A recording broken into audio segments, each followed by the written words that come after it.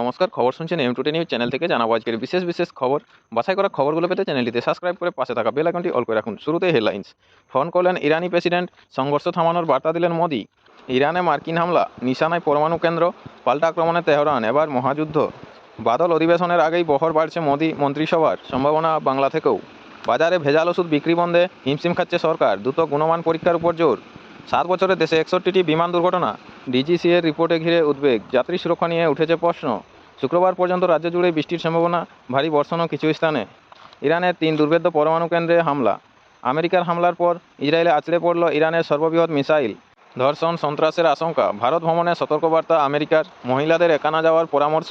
বন্ধ হচ্ছে হরমুজ, ঊর্ধ্বমুখী তেলের দামে উদ্বিগ্ন ভারতও।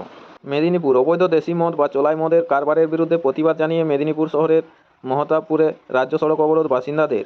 শালবনী, মুখ্যমন্ত্রী এসেছিলেন হাঁটু জলে ছবি তুলতে, ঘাটাল মাস্টার প্ল্যান প্রসঙ্গে তো বিজেপির কটাক্ষ রাজ্য সরকারকে। নারায়ণগড়, একাধিক ইস্যুতে বেলদাতে যুব সম্মেলন করল এআইডিওয়াই ও লোকাল কমিটি।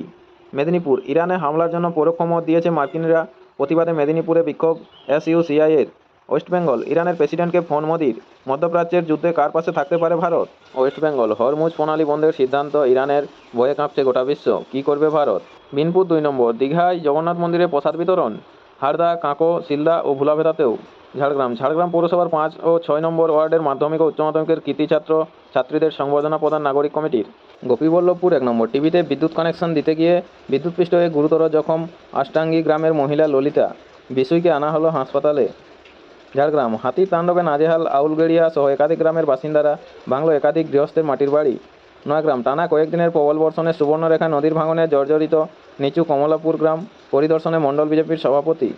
ঝাড়গ্রাম, আগামী 21শে জুলাইকে সামনে রেখে ঝাড়গ্রামে আয়োজিত ঝাড়গ্রাম জেলা তৃণমূল যুব কংগ্রেসের গুরুত্বপূর্ণ বৈঠক, উপস্থিত বিধায়ক। ঝাড়গ্রামের শুরু হলো 64তম জেলাস্তরীয় সুব্রত কাপ ফুটবল প্রতিযোগিতা, উপস্থিত মন্ত্রী। আপনারা এতক্ষণ শুনলেন সংবাদ শিরোনাম, আসবো বিস্তারিত খবরে। ইরানে মার্কিন হামলা, নিশানায় পরমাণু কেন্দ্র, পাল্টা আক্রমণে তেহরান, এবার মহাযুদ্ধ। নয়াদিল্লি, হোয়াইট হাউসের সিচুয়েশন রুমে তখন পাশে বসে ভাইস প্রেসিডেন্ট জেডি ভান্স সহ অন্য শীর্ষ উপদেষ্টারা। রয়েছেন সেনা, গোয়েন্দা ও গুপ্তচর সংস্থার প্রধানরাও। কিন্তু তার চোখ সামনের স্ক্রিনে স্থির। মেক আমেরিকা গ্রেট এগেন লেখা লাল টুপি পরে চুপচাপ বসে মার্কিন প্রেসিডেন্ট ডোনাল্ড ট্রাম্প। মসুরির হোয়াইটম্যান বিমানঘাঁটি থেকে ইরানের রাজধানী তেহরানের কাছে পৌঁছে গিয়েছে সর্বাধুনিক প্রযুক্তির 7টি B2 স্পিরিট স্টিল বোম্বার বিমান, যাদের পেটে রয়েছে 2টি করে 13,500 কেজি ওজনের GBU-57 বাংকার বাস্টার বোমা। কিছুক্ষণ পর চেয়ার ছাড়লেন ট্রাম্প, কারণ ততক্ষণে শেষ 25 মিনিটের অপারেশন মিডনাইট হ্যামার। টানা 18 ঘন্টা উড়ে যাওয়ার পর রবিবার গভীর রাতে ইরানের প্রধান 3 পরমাণু কেন্দ্র ফর্দো, নাতানজ, এসফাহানে হামলা চালিয়েছে মার্কিন বোমারু বিমান। এর মধ্যে প্রধান টার্গেট ছিল পাহাড়ের আড়ালে মাটির অনেকটা নিচে অবস্থিত ফর্দো। সেখানে 6টি বিমান থেকে 12টি বাংকার বাস্টার ফেলা হয়।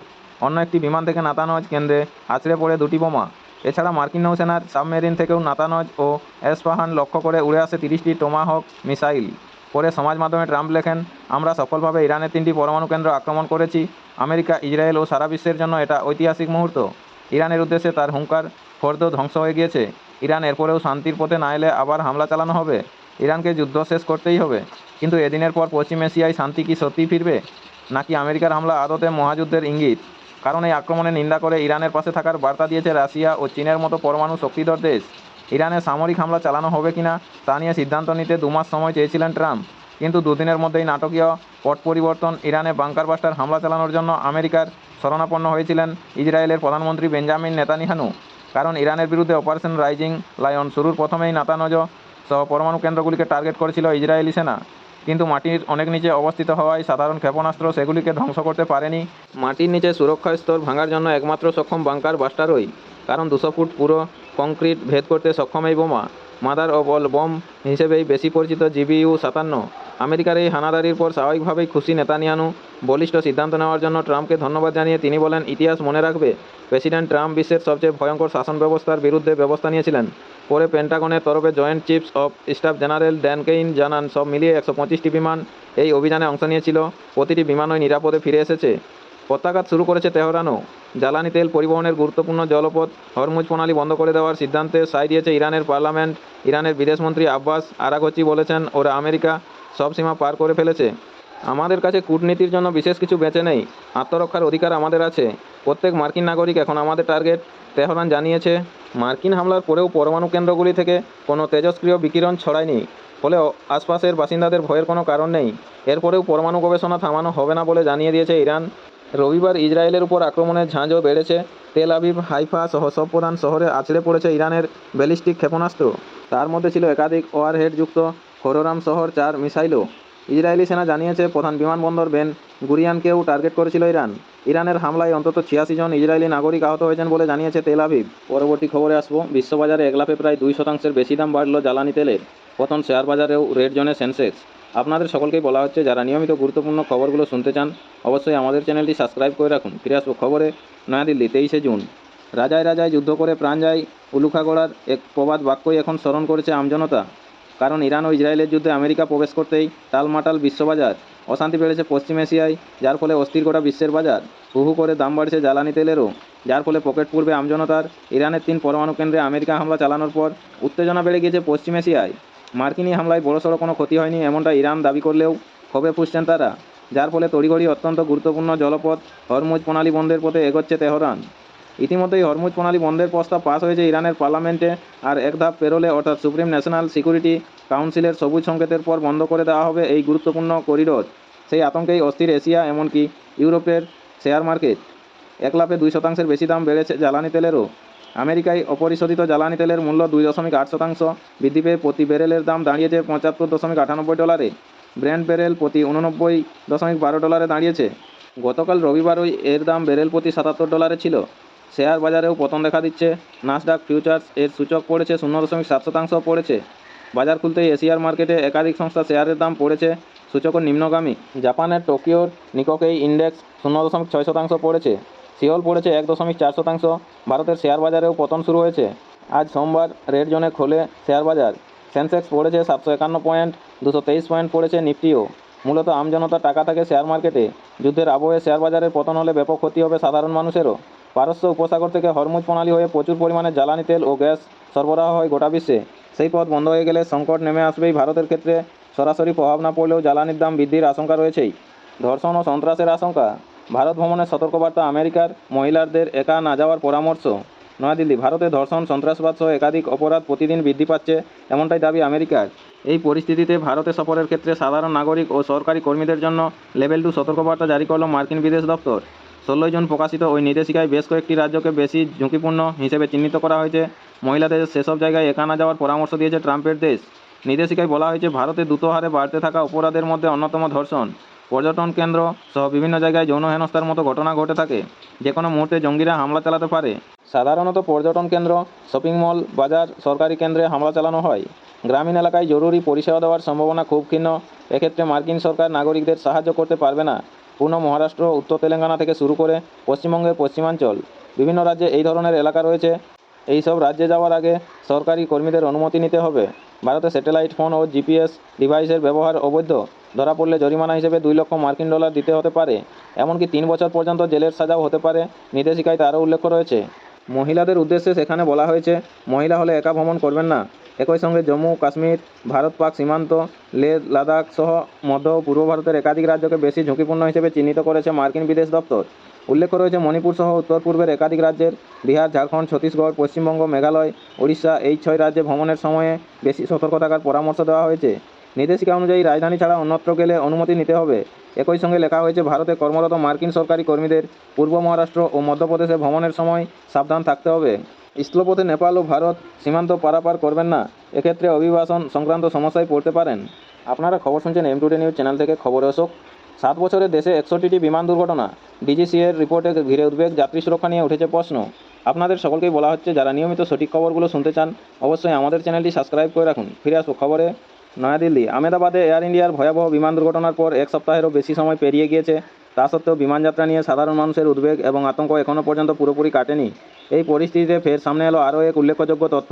তা থেকে স্পষ্ট যে আহমেদাবাদে বিমান দুর্ঘটনা নিছকই কোনো ব্যতিক্রম ঘটনা নয়, বরং 2017 থেকে 2023 মোদী সরকারের আমলে এই 7 বছর সময়কালে দেশে একাধিকবার ছোট বড় দুর্ঘটনার কবলে পড়েছে বিভিন্ন বিমান।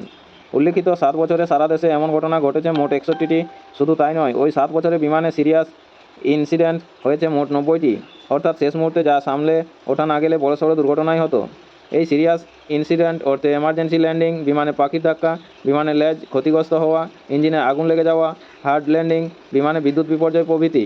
অসামরিক বিমান পরিবহন মন্ত্রকের আওতায় থাকা ডিজিসিএর directorate general of civil aviation রিপোর্টেই এমন উদ্বেগজনক তথ্য প্রকাশ্যে এসেছে। ডিরেক্টরেট অফ এয়ার সেফটি সূত্রে প্রাপ্ত তথ্যের ভিত্তিতেও রিপোর্ট প্রকাশ করেছে ডিজিসিএ। এর ফলে আবারও বিমানযাত্রীদের সুরক্ষা ও নিরাপত্তা নিয়ে প্রশ্ন উঠতে শুরু করেছে। ডিজিসিএর handbook on civil aviation statics 2023 থেকে 24 শীর্ষক রিপোর্টেই সংশ্লিষ্ট তথ্য সামনে এসেছে। ওই রিপোর্টে 2017 থেকে 2023 সাল পর্যন্ত ছোট বড় বিভিন্ন বিমান দুর্ঘটনার পরিসংখ্যান তুলে ধরা হয়েছে। তাতে দেখা যাচ্ছে বিভিন্ন বিমান সবথেকে বেশি দুর্ঘটনার কবলে পড়েছে 2022 সালে। 2020 থেকে 2022 পর্যন্ত ক্রমান্বয়ে এহেন দুর্ঘটনার সংখ্যা বৃদ্ধি পেয়েছে। 2020 সালে 7টি, 2021 সালে 9টি এবং 2022 সালে 12টি এমন ঘটনা ঘটেছে। শিডিউল্ড অপারেটস অর্থাৎ যেসব বিমান নির্দিষ্ট টাইম টেবিল মেনে পরিচালিত হয়, non scheduled operators, flying training institute, government operators, private operators এবং ফরেন অপারেটস, এই 6টি ক্যাটাগরিতে ভাগ করে দুর্ঘটনা এবং সিরিয়াস ইনসিডেন্ট এর খতিয়ান রিপোর্টে তুলে ধরেছে ডিজিসিএ। 2023 সাল বাদে নির্দিষ্ট সময়সীমার প্রত্যেক বছর ওই শিডিউল্ড অপারেটসের কোনো না কোনো বিমান দুর্ঘটনার কবলে পড়েছে। অন্যদিকে বিমানের সিরিয়াস ইনসিডেন্ট সবথেকে বেশি হয়েছে 2019 সালে 25টি। 2017 থেকে 2019 এই 3 বছরে লাগাতার বৃদ্ধি পেয়েছে এমন ঘটনার সংখ্যা 12 থেকে 19 এবং 25টি। উদ্বেগজনক বিষয় হলো সংশ্লিষ্ট 6টি ক্যাটাগরির মধ্যে সিরিয়াস ইনসিডেন্ট সবথেকে বেশি ঘটেছে শিডিউল্ড অপারেটসের বিভিন্ন বিমানেই, অর্থাৎ যেসব বিমানে চাপে আমজনতা। বাজারে ভেজাল ওষুধ বিক্রি বন্ধে হিমশিম খাচ্ছে সরকার, দ্রুত গুণমান পরীক্ষার উপর জোর। নয়াদিল্লি, সাধারণ জ্বর, সর্দি থেকে ডায়াবেটিসের ওষুধ, ত্বকের মলম, নানাবিধ রোগের ইঞ্জেকশনের একাংশ বাজারে ভেজাল বিক্রি হচ্ছে। এ ধরনের ওষুধ বিক্রি বন্ধ করতে হিমশিম খাচ্ছে কেন্দ্র। উল্লেখযোগ্য বিষয় হলো গুজরাট, উত্তরাখণ্ড, রাজস্থান, মধ্যপ্রদেশের মতো ডাবল ইঞ্জিন রাজ্যে তৈরি অনেক ওষুধই জাল বলে ধরা পড়েছে। শুক্রবার স্বাস্থ্যমন্ত্রক নিম্নমানের তথা জাল ওষুধ ধরার যে তালিকা দিয়েছে, সেখানে উল্লেখিত রাজ্যগুলির তথ্য স্পষ্ট। স্বাস্থ্য মন্ত্রকের অধীন central drugs standard control organisations জানিয়েছে, মে মাসে ধরা পড়ে 186 রকমের জাল ওষুধের মধ্যে 2টি বিহারের তৈরি। অন্য কোম্পানির নাম ভাঙিয়ে তা তৈরি করেছে এক বেআইনি প্রস্তুতকারক সংস্থা। এ ব্যাপারে তদন্ত চলছে। জাল ওষুধ তৈরি বা বিক্রি করতে গিয়ে ধরা পড়লে 3 থেকে 5 বছরের কারাদণ্ড এবং কমপক্ষে 1 লক্ষ টাকা অথবা যে আর্থিক অঙ্কের ওষুধ ধরা পড়েছে তার 3 গুণ টাকা জরিমানা হয়। তা সত্ত্বেও জাল ওষুধ তৈরি বা বিক্রি বন্ধ করা যাচ্ছে না। তাই সেন্ট্রাল ড্রাগস স্ট্যান্ডার্ড কন্ট্রোল অর্গানাইজেশনকে সরকার আরও উদ্যোগী হওয়ার নির্দেশ দিয়েছে। রাজ্যে রাজ্যে যেসব ল্যাবরেটরি রয়েছে সেখানে আরও বেশি করে ওষুধ পরীক্ষার উদ্যোগ নেওয়া হয়েছে। যেমন চলতি বছরের মে মাসে যে 186 রকমের ওষুধ ভেজাল বা নিম্নমানের ওষুধ ধরা পড়েছে, তার অনেকটাই তৈরি হয়েছে 2024 সালের মার্চ মাসে, কোনোটাও গত বছরের জুন আগস্টে। একইভাবে চলতি বছরের এপ্রিল মাসে ধরা পড়েছিল 196 রকমের ওষুধ।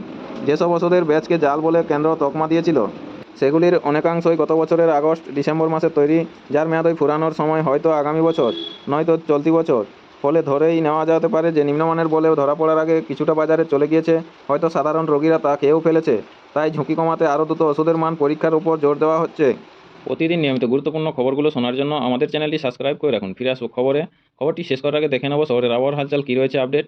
শুক্রবার পর্যন্ত রাজ্য জুড়ে বৃষ্টির সম্ভাবনা, ভারী বর্ষণও কিছু স্থানে। কলকাতা, চলতি সপ্তাহে বুধবার নাগাদ দক্ষিণবঙ্গের উপর ফের একটি ঘূর্ণাবর্ত তৈরি হবে বলে আবহাওয়া দপ্তর রবিবার জানিয়েছে। এটি শক্তি বৃদ্ধি করে নিম্নচাপে পরিণত হতে পারে বলে আবহাওয়াবিদরা মনে করছেন।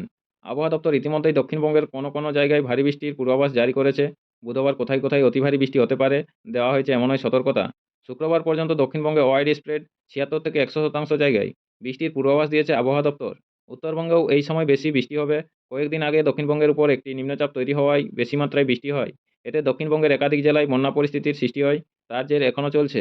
ডিবিসির মাইথন ও পাঞ্চেত থেকে এখনও বেশি পরিমাণে জল ছাড়া হচ্ছে। মাইথন পাঞ্চেতের জল আসে দুর্গাপুর ব্যারেজে। সেখান থেকে এদিনও 57,000 কিউসেক হারে জল ছাড়া হয়েছে। এই জল নামছে পূর্ব বর্ধমান, হাওড়া, হুগলি জেলায়। বন্যা পরিস্থিতির মোকাবিলায় রাজ্য প্রশাসন কয়েকদিন ধরে সক্রিয় রয়েছে। মুখ্যমন্ত্রী মমতা বন্দ্যোপাধ্যায় প্রবীণ মন্ত্রীদের জেলাভিত্তিক দায়িত্ব দিয়েছেন। আধিকারিকরাও জেলায় গিয়ে পরিস্থিতি খতিয়ে দেখছেন। ক্ষয়ক্ষতির পর্যালোচনা করা হচ্ছে। বেশি বৃষ্টির জেরে দক্ষিণবঙ্গের বিভিন্ন নদী ও বাঁধগুলিতে জলস্তর অনেকটা বেড়ে গিয়েছে। ফের বেশি মাত্রায় বৃষ্টি হলে জলস্তর আরও বৃদ্ধি পাবে। এতে বিপদের আশঙ্কা বাড়বে। দক্ষিণবঙ্গের উপর যে ঘূর্ণাবর্ত নিম্নচাপটি তৈরি হতে চলেছে, তার প্রভাবে কোন কোন জায়গায় বেশি বৃষ্টি হবে সেই ব্যাপারে বিস্তারিত পূর্বাভাস রবিবার পর্যন্ত জারি করেনি আবহাওয়া দপ্তর। আলিপুর আবহাওয়া অফিসের অধিকর্তা HR বিশ্বাস জানান, আজ সোমবার আরও নির্দিষ্ট পূর্বাভাস দেওয়া হতে পারে। ঘূর্ণাবর্ত নিম্নচাপটির গতিপ্রকৃতি কী হবে সেটাও আবহাওয়া দপ্তর এখনও জানায়নি। নিম্নচাপটি উড়িষ্যার দিকে সরে গেলে দক্ষিণবঙ্গে কম বৃষ্টি হবে, তাহলে এখানে বিপদের আশঙ্কা কম থাকবে বলে আবহাওয়াবিদরা মনে করছেন। কিন্তু আগের নিম্নচাপটির মতো এটিও দক্ষিণবঙ্গের উপর দিয়ে এগিয়ে ঝাড়খণ্ডের দিকে গেলে বিপদের আশঙ্কা বাড়বে। আগে নিম্নচাপটির যে গতিপথ ছিল তাতে পুরুলিয়া, বাঁকুড়া, পশ্চিম মেদিনীপুর ও ঝাড়গ্রামে খুব বেশি বৃষ্টি হয়। তারপর বেশি বৃষ্টি হয় ঝাড়খণ্ডে। এতে দামোদর ও তার বিভিন্ন শাখা নদী সহ দক্ষিণবঙ্গের বিভিন্ন নদীতে জলস্তর বেড়ে যায়। ঝাড়খণ্ডের তেনুঘাট বাঁধে জলস্তর এদিনও সর্বোচ্চ ধারণ ক্ষমতার উপরে ছিল। নমস্কার, আবহাওয়ার খবরটি আজকের এই পর্যন্তই। পরবর্তী আপডেট খবরগুলো পেতে চ্যানেলটিতে সাবস্ক্রাইব করে পাশে থাকা বেল আইকনটি অল করে রাখুন। সবাই ভালো থাকুন, সুস্থ থাকুন। দেখা হচ্ছে পরের আপডেট খবরটিতে। ধন্যবাদ।